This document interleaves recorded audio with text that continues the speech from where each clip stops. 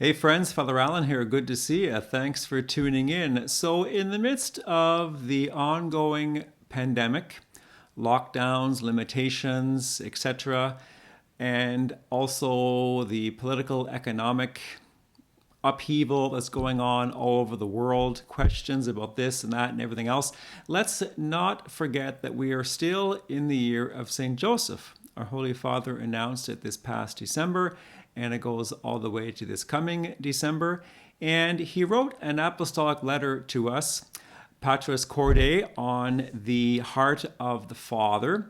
And I want to read to you an excerpt from the introduction that kind of helps us get refocused, because I think sometimes we can get ourselves out of focus, and so we can apply really the principles of this spiritual year to our life, invoking the powerful intercession of St. Joseph. So this is what our Holy Father, Pope Francis, said.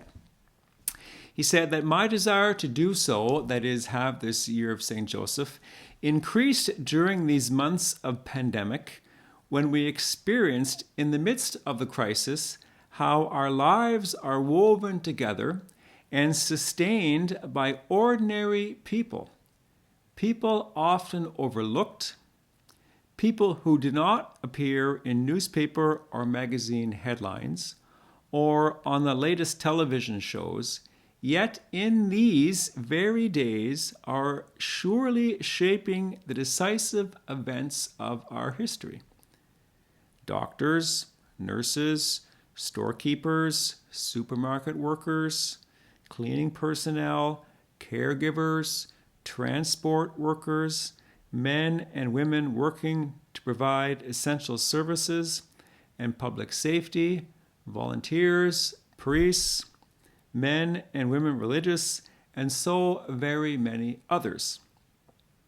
They understood that no one is saved alone.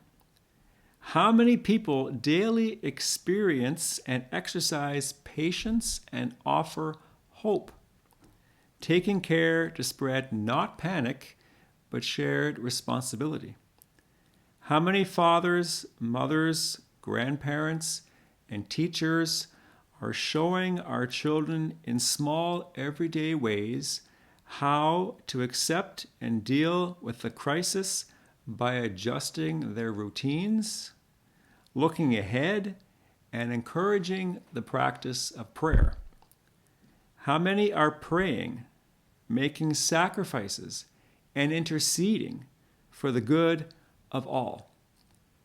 Each of us can discover in Joseph a man who goes unnoticed, a daily, discreet, and hidden presence, an intercessor, a support, and a guide in times of trouble. St. Joseph reminds us that those who appear hidden or in the shadows can play an incomparable role in the history of salvation. A word of recognition and of gratitude is due to them all. So, are you among the people that Pope Francis has just mentioned? Then I say to you, thank you, because I am the beneficiary of your selfless, heroic service. But who else in our life? To whom do we owe a thank you, a word of gratitude for all the ways in which they are putting themselves on the line in hidden, quiet, unnoticed ways? But let's take sometime this week, to say thank you to somebody who has been serving us so faithfully in the midst of these very trying and crazy times. God bless your day. Remember that when we are powerless, that's when we're strong, and victory is gained through surrender. Saint Joseph, pray for us.